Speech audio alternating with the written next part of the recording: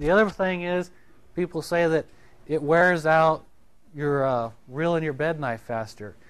If I believe in the do-all system grinds just the reel and not the bed knife. Which one of those two components costs more?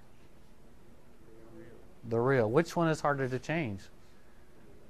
The reel. And so if you believe in the grinding only and not backlapping, the component that costs the most, that takes the most to change, is the reel. And you're changing the most expensive thing because that's all you're grinding. You're not pulling the bed knife off and grinding it. You're just grinding the reel. Most manufacturers make it bigger than the bed knife because they want the soft piece to go out first. Facing the bed knife will allow me to bring it to a square edge and not wear away at this reel. And so that's why the first thing you always do is deal with the bed knife. If that doesn't work, then you go to these other measures. So I'm not telling you you've got to use backlapping, you've got to use reel grinding. I'm just saying there's pros and cons on both of them. Grinding with a do-all is going to be fast, and it brings me to a perfect square edge in a very short period of time. Backlapping will also get me a square edge, but you're going to have to clean it up and try to keep that water out. The other thing that I've heard is if you backlap, you can never get a square edge. There's no way.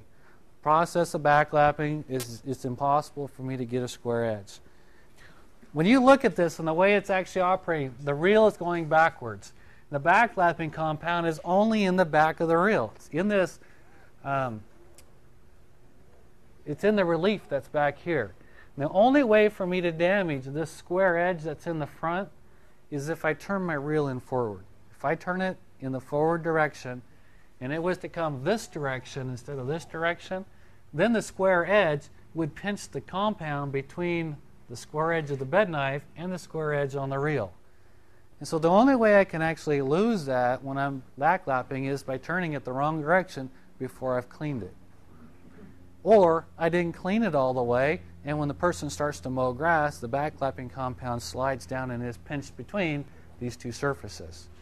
If I'm going to backlap, and I backlap far enough, and what I see is the tendency is not to go far enough, if I backlapped until I have a square edge that when I feel it, feels like a knife, and it feels sharp, and you'll know sharp when you feel it because it's like a razor knife, and you're like, ooh, that'll cut you.